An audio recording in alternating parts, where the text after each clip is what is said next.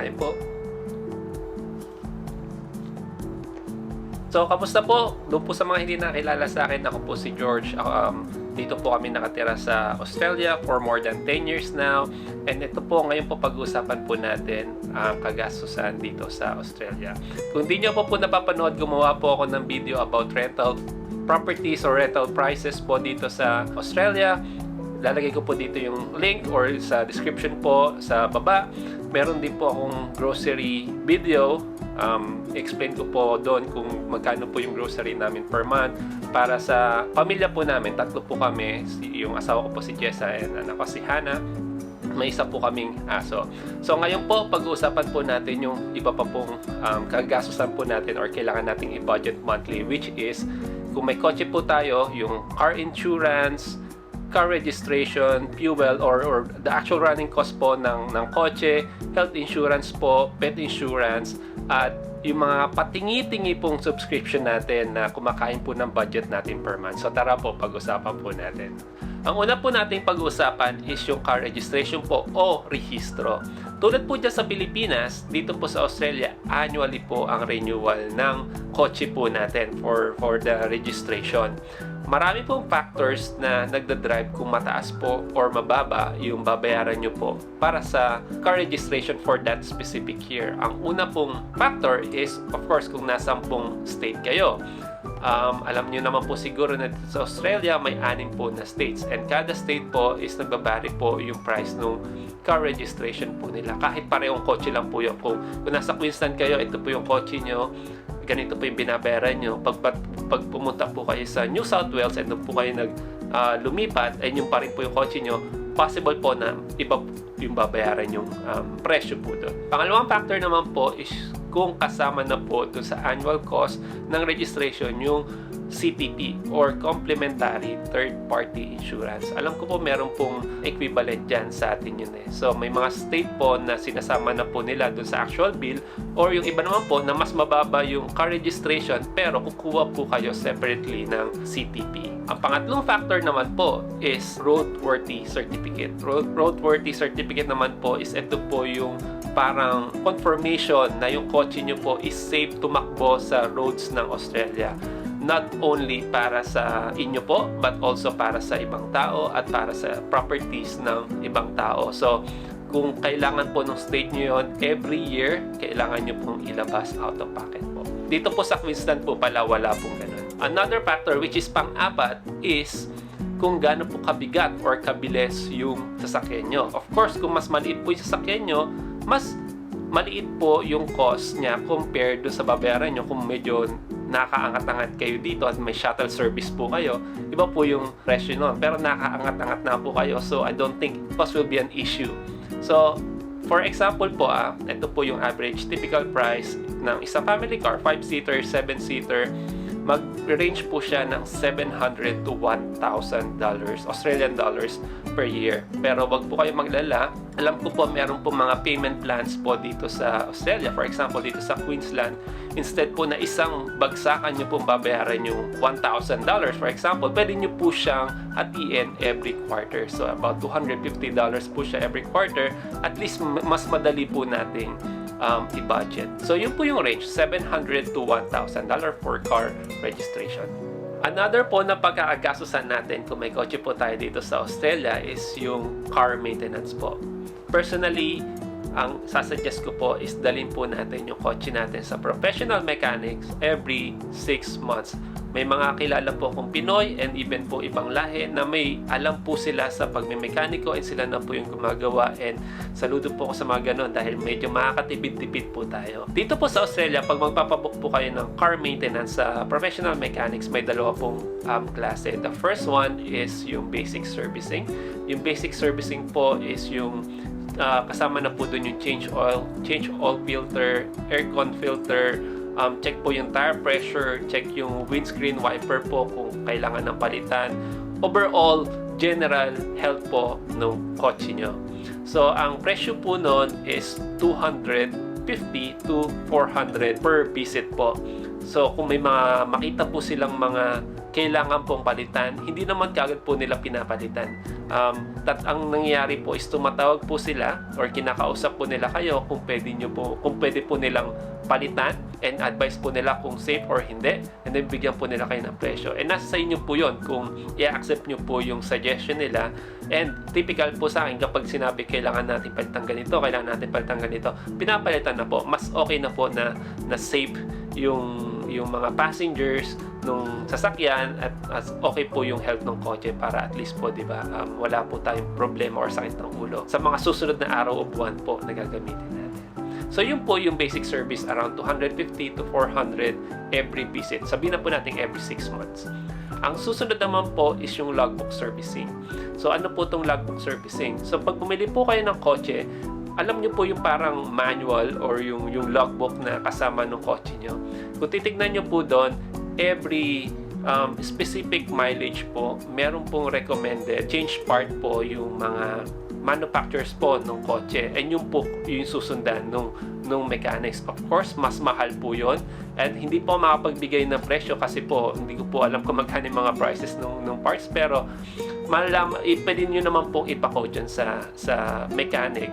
And siguro po, kung ako personally, magbabudget po ako na about $600 to $900 per visit po kung logbook servicing po yung papagawa po natin.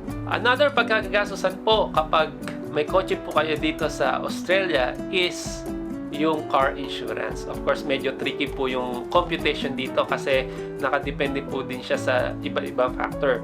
Kung nasang state po kayo, kung gano'n na po katanda ang kotse nyo, and also kung gano'n na po katanda yung magdadrive ng kotse nyo. Opo, pati po kung gano'n na katanda yung magdadrive ng kotse nyo is kinukuha po nila.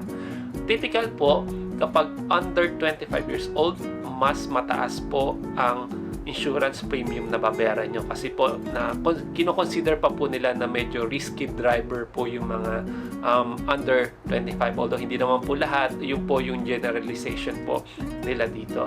So siguro mag-concentrate po tayo siguro dun sa age profile, di ba? Yung average typical range po na babayaran nyo. Kung under 25 years old po kayo, babae o lalaki, ang babayaran nyo po, ang typical range po is 1,800 or 1,800 Australian dollar to 2,000 per year. Yan, pwede nyo po yung hatiin per month. Ang susunod naman po na range is 25 to 29 years old. Ang average po, typical average po na babayaran nyo or range is 1,100 to 1,400. Ang susunod naman po is yung 30 years old to 49 years old. Nandong category po ako. Ang typical po na babayaran nyo is about $900 per year po. The next one is over 50 years old. So yung tatay, yung mga nanay po natin is $600 to $700 per year po ang babayaran.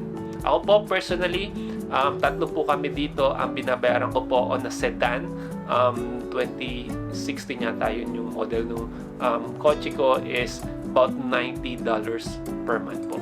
Ang susunod naman po na pagkakagastusan kung may sasakyan po tayo dito sa Australia is yung gas po natin o yung fuel po. Hindi po nagkakalayo ang presyo dyan sa Pilipinas ng presyo dito sa Australia ng fuel. Ang masasabi ko lang po, ang difference na nakita ko is mas mataas po ang presyo ng diesel dito sa Australia kesa sa unleaded. Yan po sa atin, alam ko mas mataas yung unleaded kesa sa diesel. But correct me if I'm wrong, mag-comment down below po kayo. Marami pong factors na nagdadrive ng presyo ng fuel. Of course, kung nasa ang location po kayo, factors po ng economics nung bansa at factors po ng economics ng buong mundo. Of course, pag may nangyari po, for example, war in Ukraine, yung may disaster po sa isang lugar, medyo tumataas po yung presyo. So, ang typical average range po ngayon ng presyuhan dito is $1.60 per liter to $2 per liter po yung unleaded po natin. Yung diesel naman po is medyo tumataas-taas lang po siya ng mga 20 cents po per liter dun kung sa compare sa unleaded po. Huwag po kayo palang magtataka kung makita nyo po dun sa mga billboard ng mga gas station is nakalagay, for example, 210.0 or 196.0. Hindi po ibig sabihin nun is $200 per liter po. Ibig sabihin po nun $2 per liter, and yung 196.0 naman po is $1.96 per liter po. Ang susunod po na pagkakagasusan natin pagkatapos po ng sasakyan is yung health insurance po natin. Kung naka-working visa po kayo dito sa Australia or even naka-student visa, requirement po ng Australian government na magkaroon po kayo ng private health insurance. And yung private health insurance po is marami pong factor na nagda-drive kung magkano po yung babayaran nyo. One factor po is of course kung ilan kayong kasama dun sa policy. Kung single ka, kung couple kayo, or kung family. Like for us, family of 3 po kami sa isang policy. Another factor rin po is yung actual coverage. Ang pinaka-baseline po na requirement ng Australian government is magkaroon po tayo ng hospital cover. And doon po sa hospital cover, meron din po siyang level or tier. Meron pong basic, meron pong bronze, meron pong silver, and meron pong gold. And depende po doon, di ba? Pag gold po, I think mas mataas po yung coverage nyo. Another one po is yung extras. Yung mga extras naman po is kung meron pong kasamang and optional lang po yung extras kung isasama nyo po sa coverage nyo yung dental, yung sa mata po, yung sa even sa pharmacy kung nag-prescribe po yung doktor nyo ng isang gamot, bumili po kayo, pwede nyo pong i-reimburse yung certain percentage po ng presyo ng gamot doon sa insurance po natin. Meron din naman po sa paa, remedial massage po, yung para sa health po, kalahati po doon is sinasagot din po ng mga insurance, depende po doon sa extras nyo. Pero siguro po, dahil mahirap po kasing i-generalize yung extras, mag-concentrate po tayo doon sa baseline na kailangan natin, which is yung hospital cover. So kung nasa basic po tayo, no, for example, ang typical po na babayaran ng isang single person is about 160 to 180 per month. Kung family of 3 naman po, tulad po namin, ang binabayaran po namin is around 490 per month. Pero ang average cost po kung pamilya kayo is nasa 450 to 550. Medyo may kasama na pong konting extras doon. Sa akin po, fortunately yung company ko po is meron pong certain discount dahil partner po siya dun sa health insurance namin. So always check dun po sa pinagtatrabahuhan nyo kung merong specific discount kasi malaki din po ang natutulong ng mga discount na yon para sa budgeting natin per month. Okay, tapos na po yung health insurance natin. Ang susunod naman po is of course kung mag-aalaga po kayo ng pets, pet insurance. Yung sa amin po, based sa experience namin, ang binabayaran po namin kay Puppy with no existing condition po is around $55 per month. Ano po kasama doon? Kasama na po doon yung general illness coverage and also hospitalization coverage ni Puppy or ng mga pet nyo po.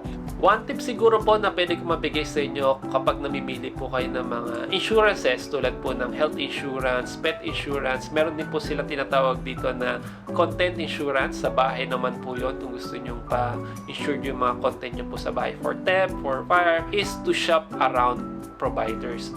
Kasi po, alam po natin ang mga providers po, is yung mga naman nagbibigay po ng insurance is nagko-compete po din sila against each other. So, yung iba po may mga promos, yung iba mas mababa po. So, may mga websites po dito sa Australia, comparethemarket.com.au, tulad po nun, or finders.com.au na pwede nyo pong puntahan to at least compare po kasi may kita nyo na po dun yung pressure, isa-send po sa email nyo yung quote per each provider. So I would suggest po use that tool. Libre naman po karamihan nun. So mag-shop around, mas makakatipid-tipid po tayo. At last area po na i-discuss natin para sa kagasusan dito sa Australia is yung mga subscription service po natin. Siguro bibigay ko na lang po yung dalawang very common service na kinukuha natin even dyan po sa Pilipinas. The first one is of course manonood po tayo ng mga pelikula is Netflix. Ang Netflix po dito sa Australia, ang binabayaran po namin is $22 per month. Meron din po kung gusto nyo po mag-subscribe ng Amazon, ng Disney Plus, normally around that range din po yung presyuhan nila. Ang second area naman po is, for example, is for the music lovers. So, Spotify, Apple Music. So, ang binabayaran po namin dito sa Spotify, and yung sa amin po is family premium. I think 4 po yata yung pwedeng gumamit noon, is around $19 per month. So, kung single lang naman po yung kailangan nyo, I think mga $15 or $16. Pero mas mababa po sa $19 for sure yung babayaran nyo. So yun din po yung per monthly budget para sa subscription na kailangan po din natin i-consider sa ating monthly expenses. So ayun po, sana kahit po paano is nakatulong po itong pinag-usapan natin sa pagpaplano nyo po ng budget dito pag pupunta po kayo sa Australia, or kung nandito na po kayo sa Australia is magkaroon po kayo ng idea. Kunwari kukuha po kayo ng kotse, wala pa kayong kotse. Sana po nakatulong, at maraming salamat po sa mga tumatangkilik dito sa ating channel. Tumatangkilik talaga no? Pero marami na po kasi nagtatanong sa mga comment section natin, mga videos. Yun lang po siguro. Maraming pong salamat. Ito po isang episode na naman ng ating Gasto serye dito sa Australia. Sa mga nagbabalak po pumunta dito sa Australia, good luck po. Sana po pakinggan na po ni Lord yung sagot nyo, or for sure papakinggan naman po yun. Magdasal lang po tayo, tiwala at sipag po natin ang kailangan. So maraming pong salamat, and see you sa next vlog. Bye bye.